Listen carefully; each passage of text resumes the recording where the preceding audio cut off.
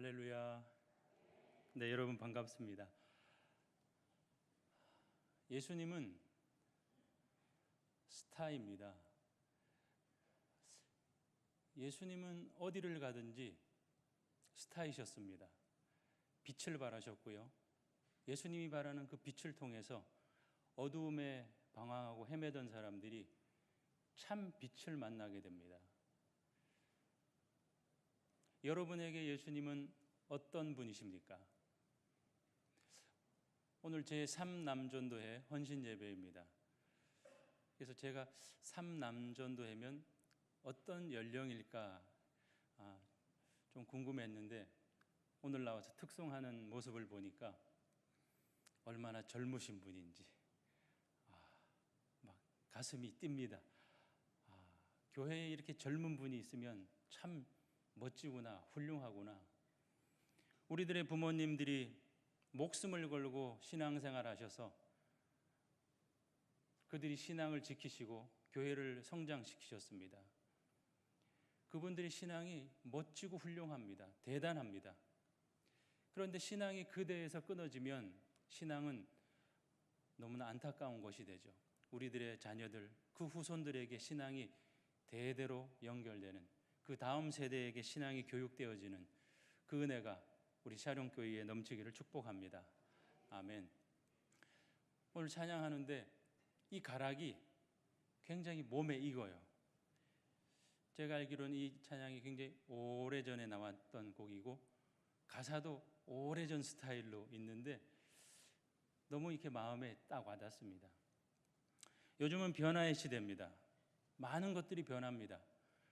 그렇지만 진리는 변하지 않습니다. 진리는 변할 수 없습니다. 복음은 진리입니다. 이 복음의 진리를 변해가는 세상 속에서, 변해가는 많은 사람들의 방법과 습관 속에서 어떻게 변질되지 않게 올바로 전달하느냐, 그것이 현재의 교회들이 관심을 가지고 최대한의 직면한 문제라고 생각됩니다. 제가 예배 전에 목사님과 잠깐 말씀을 나누었는데 교회 여러 가지 성경 공부 프로그램, 교육 프로그램이 말씀을 들어보니까 참 멋지고 좋더라고요.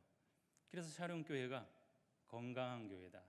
우리 목사님이 늘 자랑합니다. 우리 교회는 건강한 교회다. 여러분 맞습니까? 네. 앞으로 더 놀랍고 건강한 교회가 되기를 축복합니다. 제가 올 때마다 이 특송을 통해서 은혜를 받는데 지난번에는 찬양대를 통해서 참 은혜가 되는데 오늘 앞에 그 3남전대 그 회원들이 특송을 하는 그 곡도 은혜가 되고 예배 전에 하는 찬양도 은혜가 되고 이 샤론교회에 어떻게 이렇게 찬양의 은혜가 있을까 생각을 해보니까 제가 한 5, 6년 전인가요? 여러분이 아는지 모르는지 모르겠지만 우리 이 목사님께서 젊은 시절에 큰 교회 찬양 인도자였습니다. 잘 모르셨죠? 또 금요철야에 찬양 인도를 하셔서 얼마나 뜨겁고 얼마나 은혜롭게 찬양을 하시는 분이었는지 아마 그 찬양이 우리 목사님의 인생을 더 놀랍게 사용하는 큰 힘이 되었을 겁니다. 우리들 인생 가운데 내가 원하는 일이 있고 혹 원하지 않는 일들이 있습니다.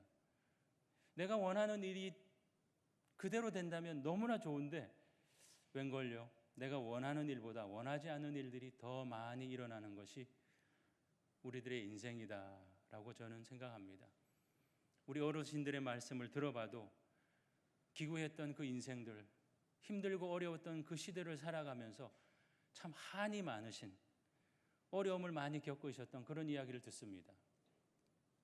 그러면서도 그분들은 그 어려움을 이겨내고 견디어내고 버텨내고 결국에는 승리해서 우리들에게 이렇게 멋진 훌륭한 세상을 우리들에게 남겨주고 있는 겁니다. 오늘 성경 본문에 폭풍이 일어나고 있습니다. 엄청나게 큰 폭풍이 일어납니다.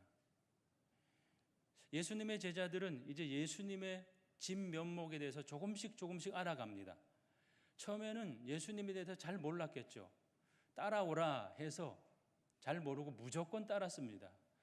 그런데 예수님과 함께 있으니까 놀라운 일들을 한 번, 두 번 자꾸 겪게 되는 겁니다.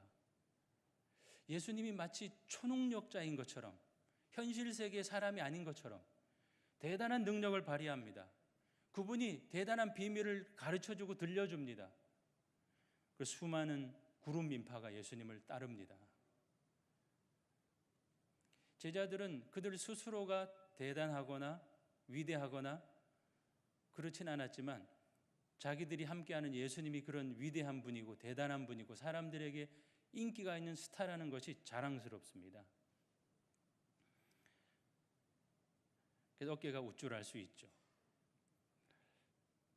그날도 예수님께서 하루 종일 사람들에게 복음을 가르치셨습니다. 그리고 늦은 밤이 되어서 이 마가복음에는 저녁 즈음에라고 정확한 시점이 표현되고 있습니다. 성경에는 4개의 복음서가 있는데 특별히 마가복음은 복음서 가운데 가장 제일 먼저 기록된 복음서다라고 성경학자들은 이야기합니다. 그리고 그 복음서 가운데 가장 짧습니다. 16장으로 기록되어 있는데 그런데 굉장히 역동적이고 현장감 있습니다. 상대적으로 다른 제자들에 비해서 어쩌면 나이가 어렸던 이 마가라는 사람이 굉장히 현장감 있는 그 문체를 가지고 성경을 기록했습니다. 오늘 성경 본문을 읽어봐도 굉장히 현장감 있는 그 동사의 시제 같은 것도 굉장히 현실적인 현재 진영형으로 많이 사용하고 있습니다. 그 마가가 불어오는 폭풍우에 대해서 쓰고 있습니다. 예수님과 함께 배를 타고 바다를 건너갑니다. 제자들에게 배를 타고 건너가자 그랬을 땐 예수님 어쩌면 조금 쉬고 싶은 마음이 있었겠죠. 하루 종일 수고했기 때문에. 그래서 예수님은 그 배 뒤편에서 엎드려서 주무십니다. 제자들이 배를 타고 그 바다를 건너갑니다. 그 바다는 우리가 아는 것처럼 갈릴리 바다입니다. 근데 갑자기 예상하지 못한 큰 풍랑이 불어옵니다.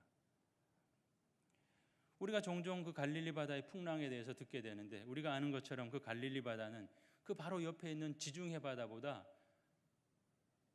200m나 그게 수면이 낮습니다. 상당히 낮은 거죠. 200m라는 것은 엄청난 차이입니다. 지중해 바다가 있으면 200m 밑으로 내려가서 갈릴리 바다가 있는 겁니다. 그래서 아주 깊숙이 자리 잡고 있습니다. 그래서 북쪽 헬몬산 높은 이스라엘에서 제일 높은 산에서부터 내려오는 그 바람이 그 밑으로 돌면서 갈릴리 바다 쯤에 오면 회오리 바람이 생긴다고 합니다. 그런 자주 그런 일이 예상치 못한 시기에 불어온다고 합니다. 그런데 문제는 무엇인가 하니 그런 건 종종 있었으니까 예수님의 제자 가운데 절반 이상이 어부였잖아요. 그래서 그 갈릴리 바다에서 그야말로 잔뼈가 굵었고 그곳에서 베테랑과 같은 어부 출신인데 바람이 부는구나. 이런 바람이 불어올 땐 어떻게 대처해야 돼. 경험도 있고 지식도 있습니다. 해결해 보려고 노력합니다. 그런데 문제는 그것을 자신들의 능력으로 해결하지 못한다라는 거죠. 예수님과 함께 멋진 하루를 보냈는데 많은 사람들에게 훌륭한 말씀을 전해주고 예수님 덕분에 내 어깨도 우쭐해졌는데 그래서 신나서 돌아가고 있는데 그들의 앞길을 가로막는 그들의 목숨이 위태롭게 되는 그 지경에 이르게 됩니다. 우리들은 주일날 모여서 열심히 하나님 앞에 예배합니다. 찬송합니다. 여러분들은 놀랍게 오후 시간에 모여서 오후 예배도 드립니다. 어떤 분들은 새벽 예배도 나오죠. 금요철야도 할 수 있습니다. 그 정도 신앙생활하면 훌륭한 신앙인입니다. 자, 여러분들이 그렇게 멋지고 훌륭하게 신앙생활하는데 여러분의 인생이 여러분의 뜻대로 됐었나요? 안 됐었나요? 저도 사실은 여러분이 아는 것처럼 영광입니다. 이름이. 부모님이 너는 하나님의 영광을 위해서 살아라. 그래서 정신을 못 차렸을 때부터 정신을 차리고 나서도 계속 그 길을 왔습니다. 단 한 번도 딴 길을 돌아보지도 않고 딴 거에 관심도 없었고 그 길만을 걸어왔습니다. 그런데 쉽지가 않더라고요. 뭐 여러 가지 우여곡절이 있지만 그런 인생을 겪어오면서 이것은 나만이 아니구나. 정말 나는 쭉 걸어왔는데 다른 분들도 다른 이들도 마찬가지겠구나. 그러면서 제가 이제 50이 조금 넘었는데 조금씩 배웁니다. 인생이 그런 거구나. 여기 우리 어르신들이 많은데 아마 그 인생에 대해서 이야기하려면 며칠이 걸리겠죠. 내가 원하는 길이 있지만, 내가 원하는 여러 가지 방법이 있지만 그렇게 되기도 하지만 그렇게 안 되는 많은 때에, 그래서 본문에 나오는 풍랑을 저는 어쩌면 우리들이 이 세상을 살아가면서 겪는 시험이다라고 생각해 봅니다. 시험은 뭐 여러 가지 내용들이 있지만 본문에서 나오는 시험은 제가 이해하기에 하나님께서 이 제자들을 테스트하는, 제자들의 믿음을 테스트하는, 그건 우리가 성경 본문을 읽어보면서 뒷부분으로 가면서 드러나게 되죠. 제자들이 어떤 신앙의 상태인가, 어떤 믿음의 상태인가 점검을 하는, 그래서 그들의 신앙을 한 단계 높여야 되는 그런 시험이라고 볼 수 있습니다. 지금 시험이 누구에게 오고 있습니까? 예수님에게 시험이 온 것입니까? 제자들에게 온 것입니까? 제자들에게 왔죠. 예수님은 시험을 받으실 분도 아니고 시험 받을 이유도 없습니다. 제자들에게 테스트가 오고 있는 겁니다. 그럼 그 테스트를 통과해야 되는 사람은 누구죠? 바로 제자들입니다. 예수님이 그 테스트를 통과할 필요가 없습니다. 제자들이 자신들이 가지고 있는 능력과 실력으로, 그 능력과 실력이 그들은 경험인 줄 알았습니다. 그들은 우리가 잘 알고 있는 이 갈릴리 바다의 어떤 특징인 줄 알았습니다. 근데 오늘 본문에서 예수님이 분명하게 우리에게 말해주는 것은 우리가 시험을 이길 수 있는 유일한 방법은 믿음이다라고 이야기합니다. 왜 너희에게 믿음이 없느냐? 믿음이 있으면 너희가 이 시험을 이길 수 있는데, 믿음이 있으면 어려움이 와도 이겨낼 수 있는데, 어려움이 와도 견딜 수 있는데, 어려움이 와도 버틸 수 있는데 왜 너희에게 믿음이 없어서 그렇게 죽을 똥살똥 난리를 치느냐? 하나님을 믿는 사람에게 가장 중요한 단어는 제가 생각할 때는 평안이다라고 생각합니다. 평안은 내게 어려움이 없다, 그것이 아닙니다. 내게 즐거움이 있다, 즐거움만 있다, 그것도 아닙니다. 이런저런 많은 일들이 있지만 그런 것과 관계없이 우리의 마음은 어떻게 한다고요? 평안하다는 겁니다. 즐거운 일이 있어도 평안하고, 슬픈 일이 있어도 어떻고요? 평안하고. 한번 따라합시다. 평안이다. 여러분의 마음에 평안이 있길 바랍니다. 그런데 오늘 본문의 제자들에게는 평안이 없습니다. 자신감이 있었습니다. 용기가 있었습니다. 그래서 무엇인가 해보려고 했습니다. 그런데 하나도 안 됩니다. 될 수 없습니다. 내 힘으로는, 내 의지로는, 내 경험으로는, 내 지식으로는 할 수 없는 것이 이 세상입니다. 그것으로 되면, 왜냐하면 다음에도 그것을 의지하니까, 지식으로 해결되면 그 다음에도 지식으로 해결하려고 하니까, 힘으로 해결하려고 하면 베드로처럼 칼을 빼들고 예수님을 잡아가는 사람들에게 대항하는 거죠. 그것은 예수님의 방법이 아닙니다. 믿음의 방법이 아닙니다.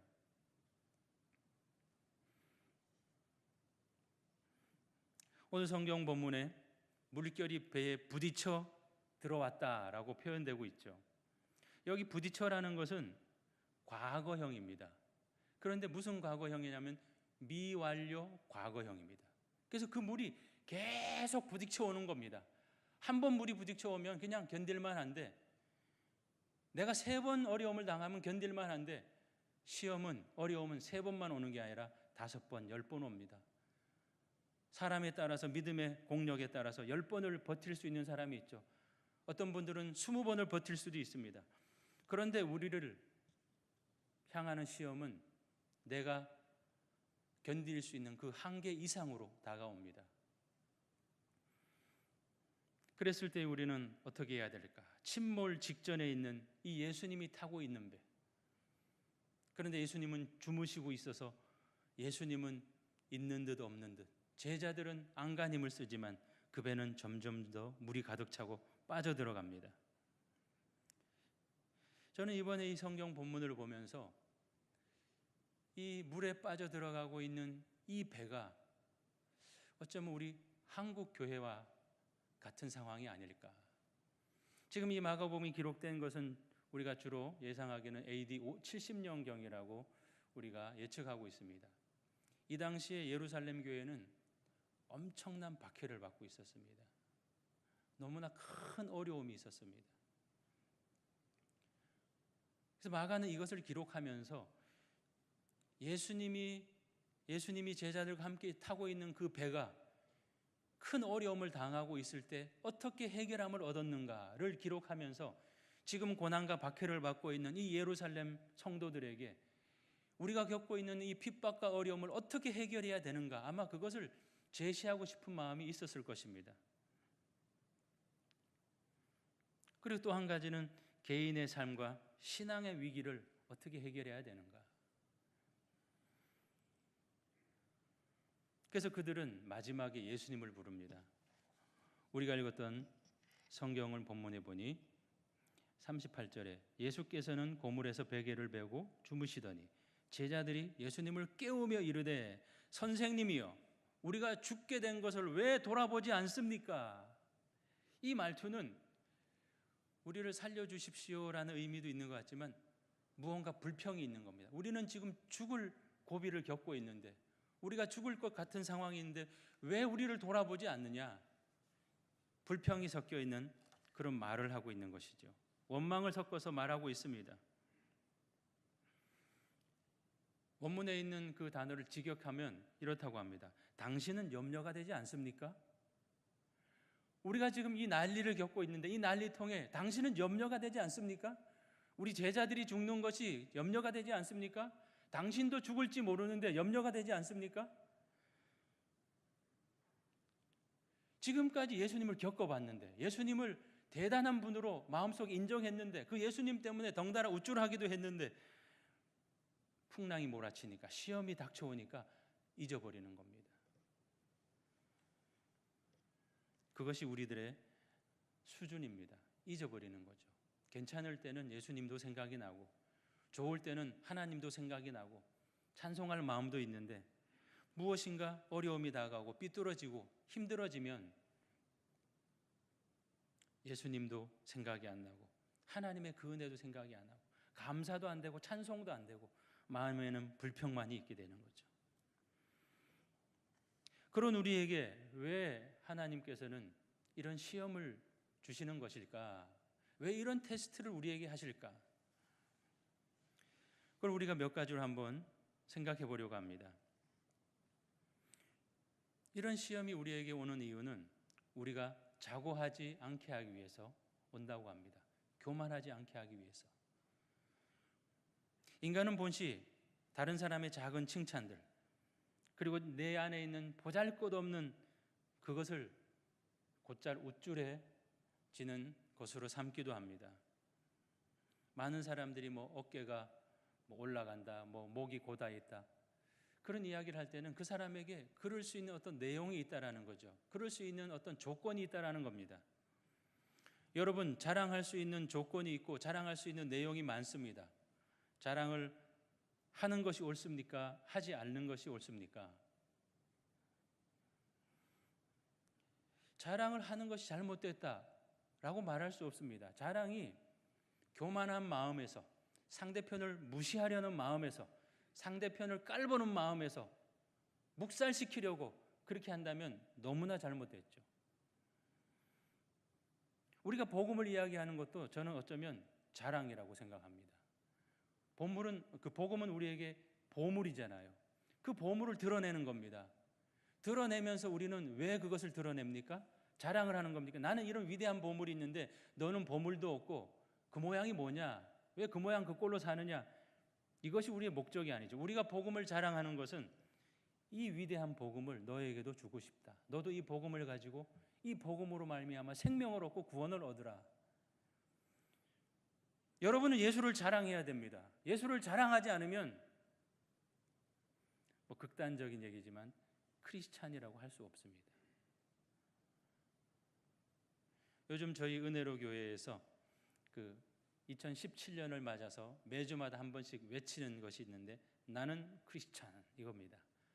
한번 같이 해볼까요? 나는 크리스찬. 예, 나는 크리스찬, 나는 예수님을 믿는 사람이다, 나는 그리스도인이다. 이 크리스찬의 의미는 나는 예수님을 위해서 산다, 예수님 때문에 산다, 예수님 안에 산다, 예수님을 위해서 산다, 그런 의미인 것입니다. 우리는 크리스찬인데, 나는 크리스찬인데 그러한 모습, 그러한 행동들, 그러한 결과들이 아무것도 없다면 크리스찬이 아니죠.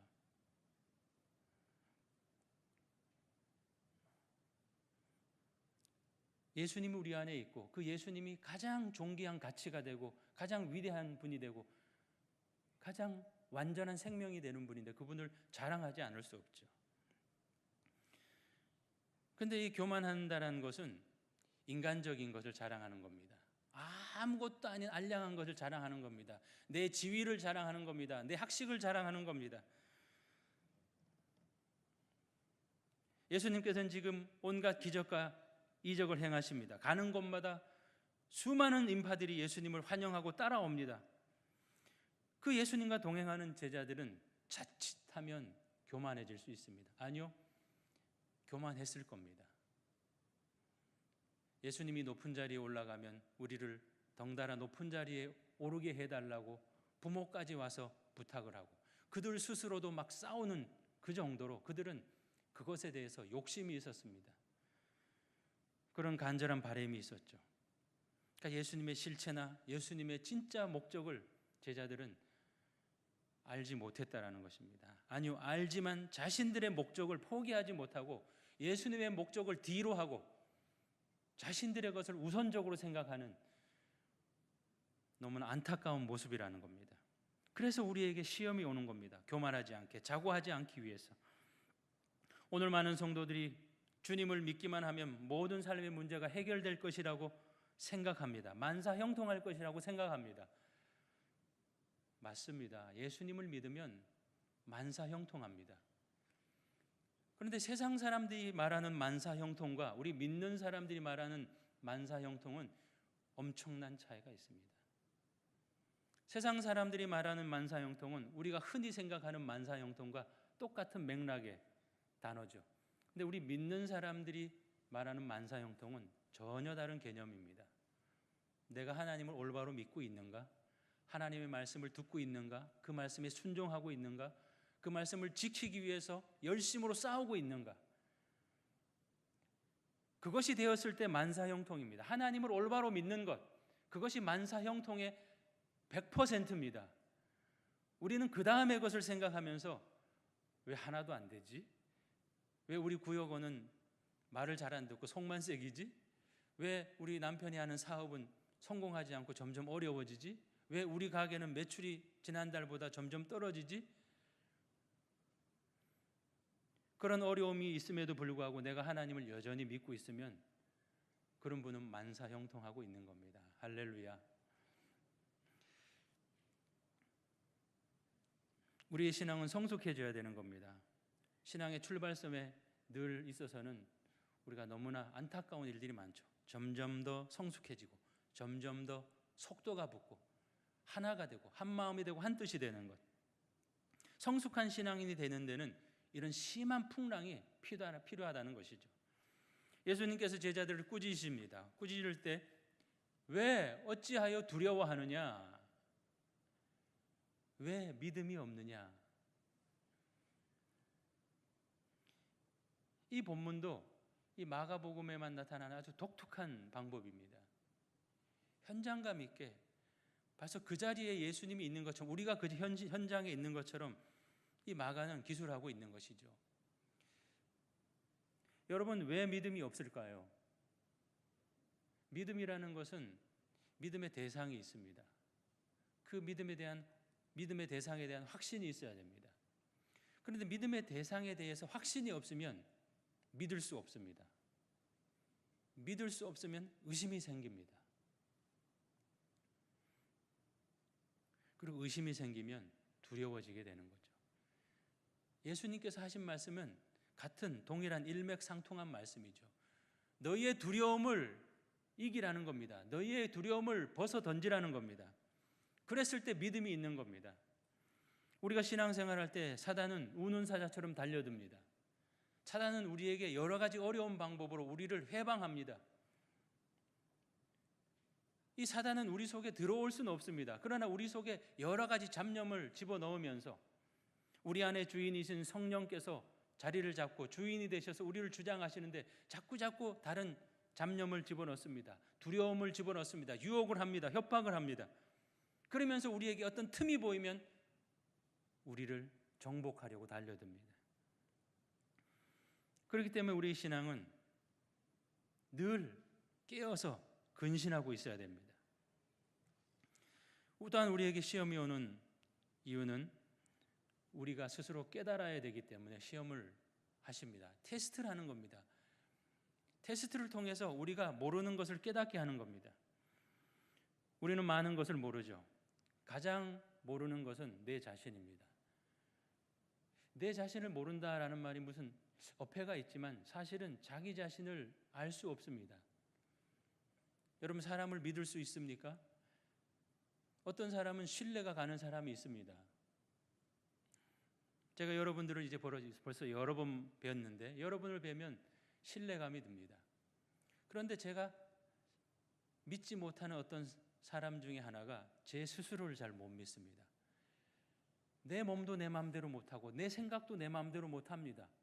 내 뜻대로 어떤 일을 지속적으로 행하지도 못합니다. 이렇게 해야겠다 결단하고 기도하고 결심하고 행하는데 안 됩니다. 여러분들은 여러분 스스로 믿을 수 있습니까? 여러분이 하고자 하는 일은 다 됩니까? 제자들은 이 점에서 우리와 비슷합니다. 자기 자신에 대해서 무지한 겁니다. 그들은 자신들이 믿음이 좋은 줄로 알았습니다. 대단한 줄로 알았습니다.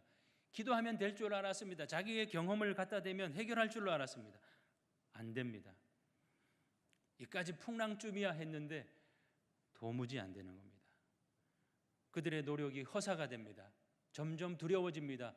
배에 물이 점점 차들어오면서 배가 가라앉으면서 그들은 두려워 떨고 있습니다. 바다가 평안하면 헤엄쳐서 건너갈 수도 있죠. 그런데 폭풍이 불어오니까 그럴 수도 없습니다. 아, 이제 우리가 죽었구나. 그러면서 자신들의 아무것도 아닌 것을, 무기력함을, 무가치함을, 무능력함을 깨닫는 겁니다. 인내심도 확고한 믿음도 주님을 향한 사랑도 담대함도 턱없이 부족하다는 것을 그들은 실감하는 겁니다.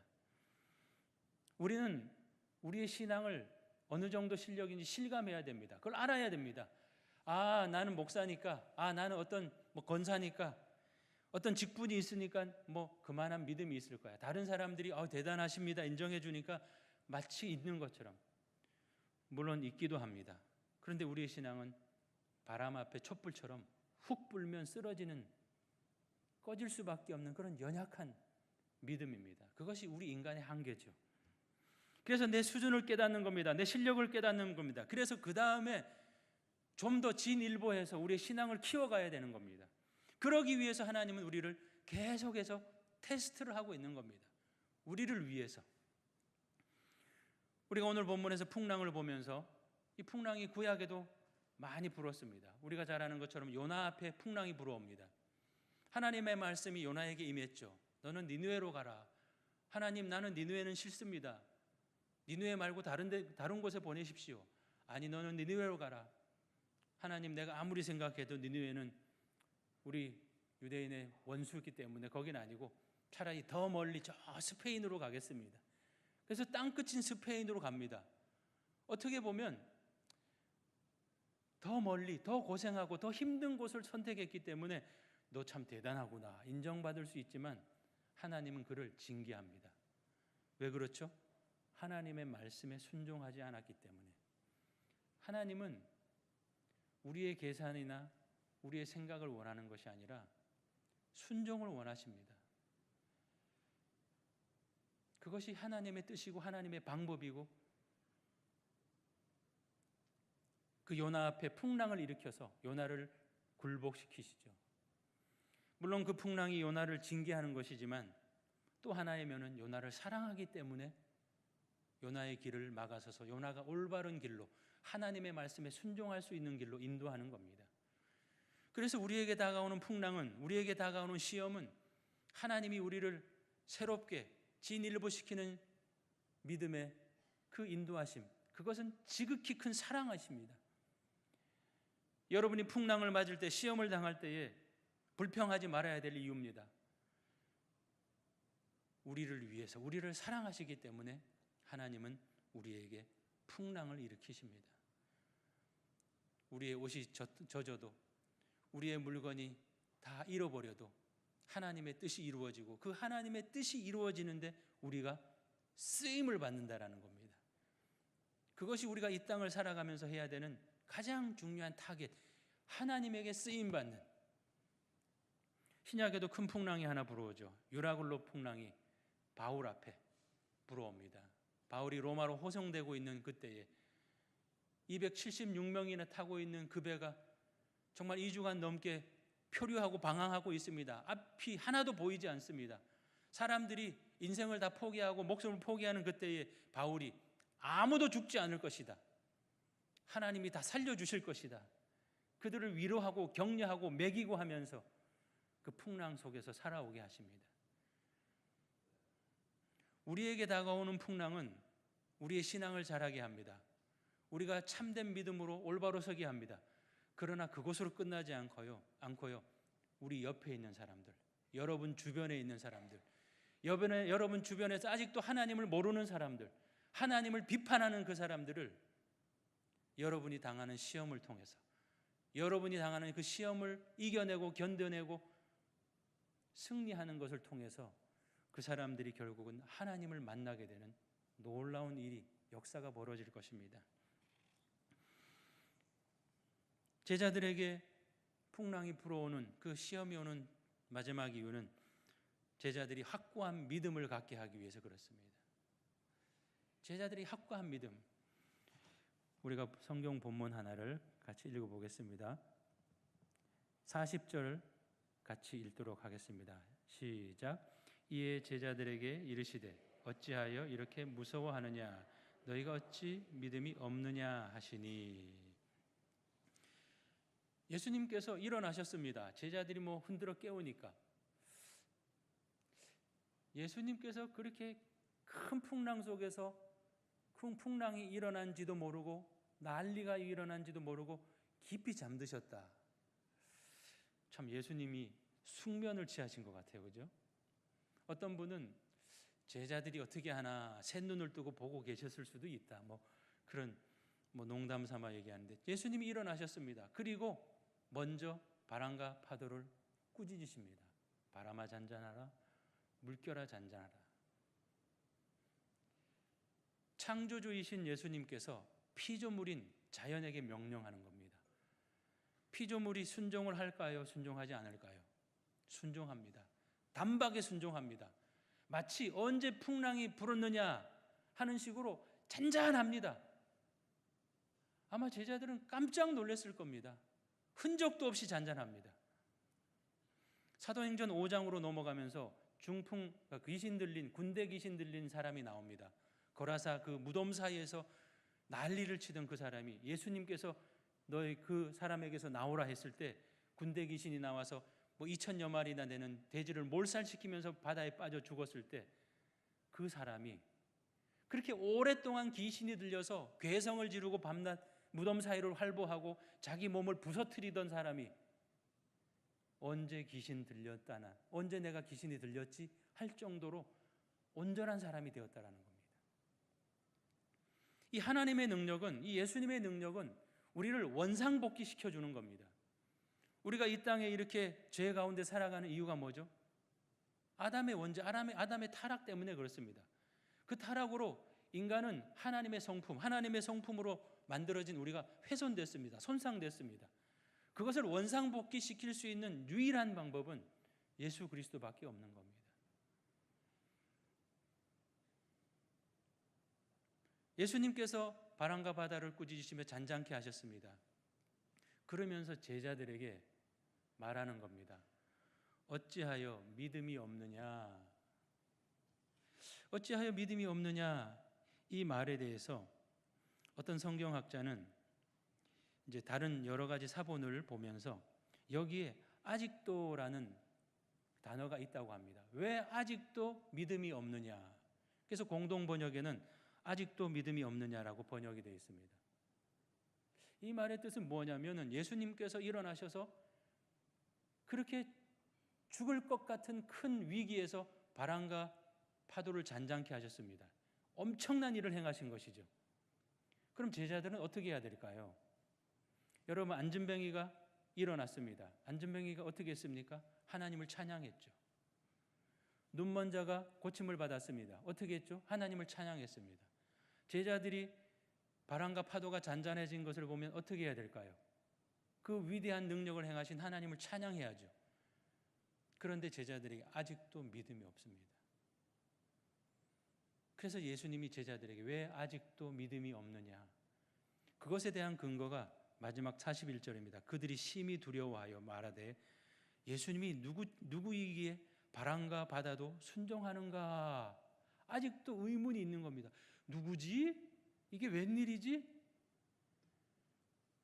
예수님을 옆에서 겪어보았음에도, 체험했음에도 믿음은 쉬운 게 아닙니다, 여러분. 제가 여러분에게 예수님 믿습니까? 하면 모두 다 큰 소리로 아멘 할 겁니다. 하나님 믿습니까? 하면 아멘 할 것입니다. 아멘 한다고 해서 그 믿음이 100% 믿음이 되는 게 아닙니다. 나는 하나님을 믿습니다. 아무리 큰 소리로 한다고 해서 그 믿음이 진짜 100% 믿음이 될지 안 될지는 우리는 모르는 겁니다. 진짜 믿음은 진짜 믿어야 됩니다.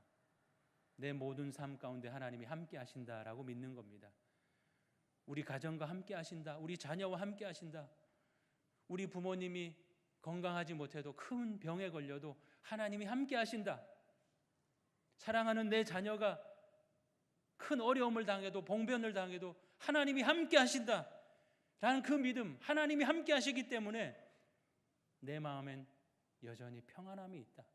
옆에서 풍랑이 일고 그 풍랑이 바닷물이 배에 가득 차고 우리가 빠져 죽어도 나는 평안하다. 그것이 믿음입니다.